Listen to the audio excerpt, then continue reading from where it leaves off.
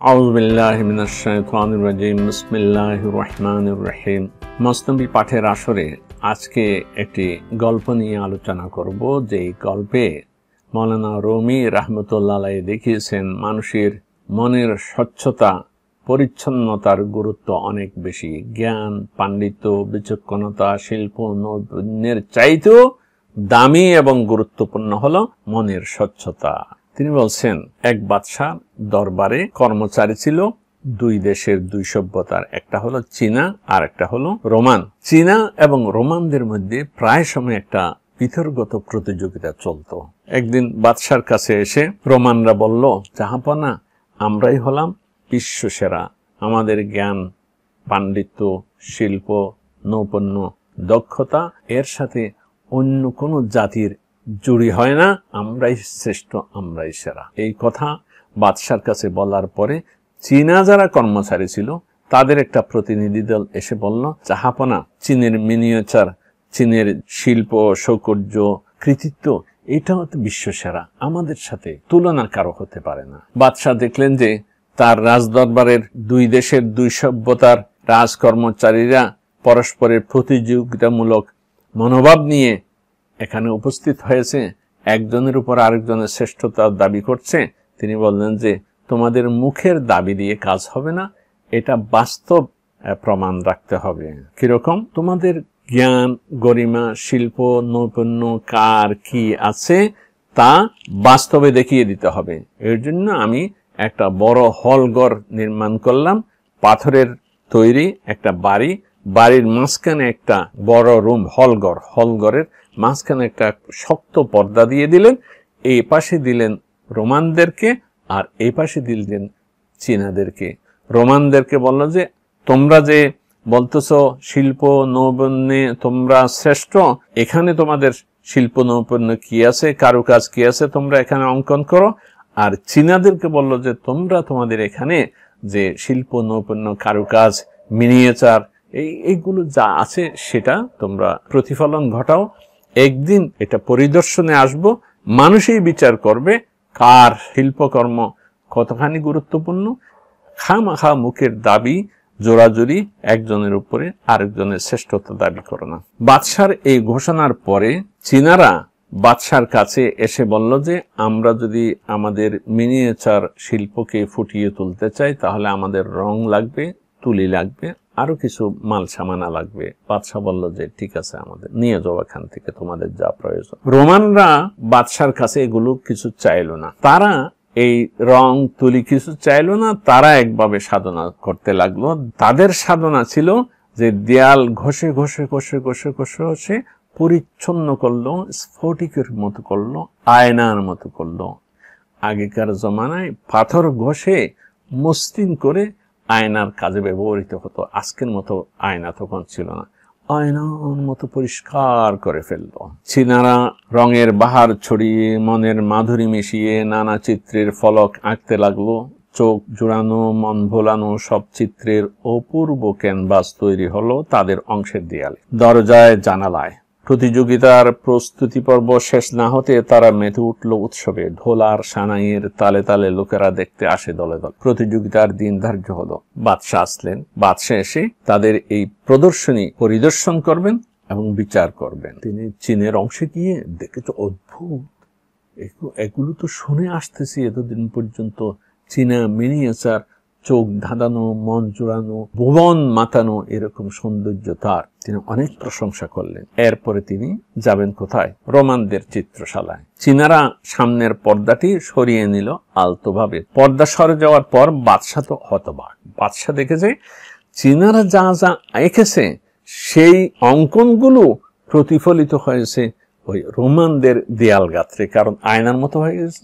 আয়নার মধ্যে তার প্রতিবিম্ব, তার প্রতিচ্ছায়া আরো মোহনীয়, রমণীয় ভাবে ফুটে উঠেছে। মসৃণ স্বচ্ছ স্ফটিকের মতো দেয়ালের উপর প্রতিবিম্বিত চীনা কারুকাজগুলো মনে হচ্ছে রোমানদের নিজস্ব। রোমানরা কিছু আঁকে নাই, কিন্তু বরং পরিষ্কার করেছে, এজন্য ওইটার প্রতিফলন গিয়ে আরো মোহনীয় হয়েছে। অপরূপ বিবায় উদ্ভাসিত এই দৃশ্য দেখে বাদশাহ যেন স্বপ্নলোকে চলে গেলেন।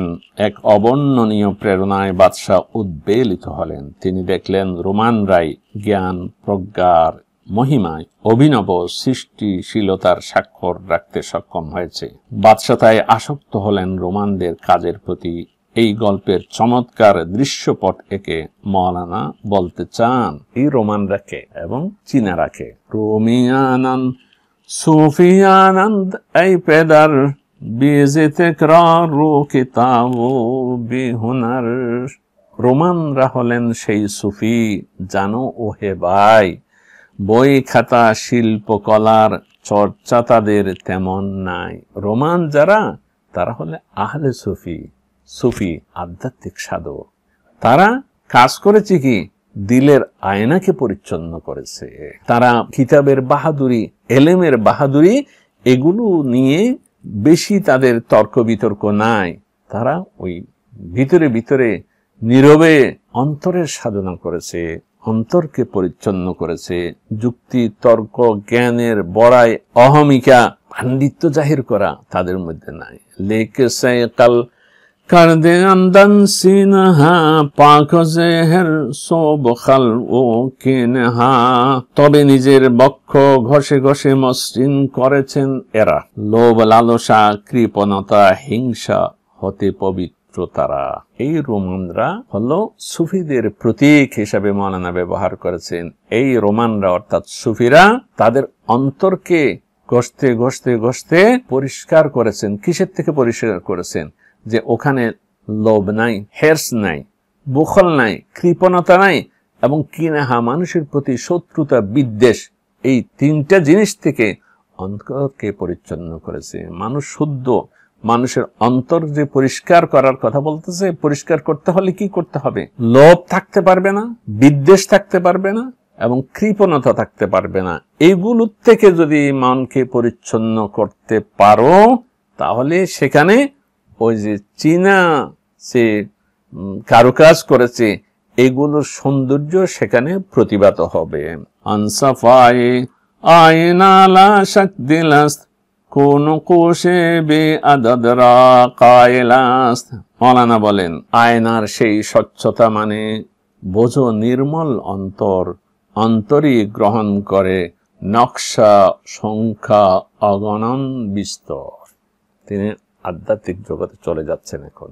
মাওলানা বলছেন, যে আয়না, যে পাথরকে রোমানরা মসৃণ করার কথা এই গল্পের মধ্যে আমি বললাম, সেটা হলো অন্তরকে মসৃণ করা, পরিষ্কার করা, লোভ থেকে, কৃপণতা থেকে এবং হিংসা বিদ্বেষ থেকে অন্তরকে পরিচ্ছন্ন করা। যদি পরিচ্ছন্ন করতে পারো, সেখানে প্রতিফলন ঘটবে। কিসের প্রতিফলন?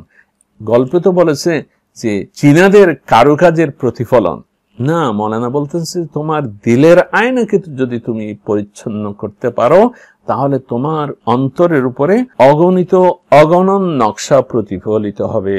মাওলানা অগণন নকশা বলতে কি বোঝায়?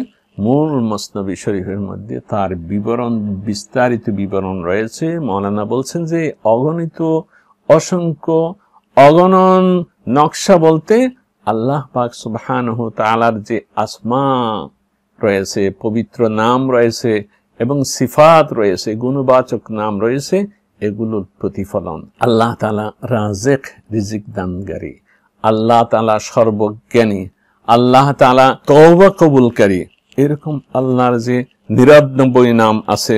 হুয়াল্লাহুল্লাযী লা ইলাহা ইল্লা হুয়ার রহমানুর রহিমুল মালিকুল কুদ্দুসুস সালামুল মুমিনুল মুহাইমিনুল আজিজুল জব্বারুল মুতাকাব্বিরুল খালিকুল বারিউল মুসাব্বিরুল গফফারুল কাহ্হারুল ওয়াহাবুর রাজ্জাকুল ফাত্তাহুল আলিমুল কাবিদুল বাসিতুল খাফিদুর রাফিউল মুইজ্জুল মুজিল।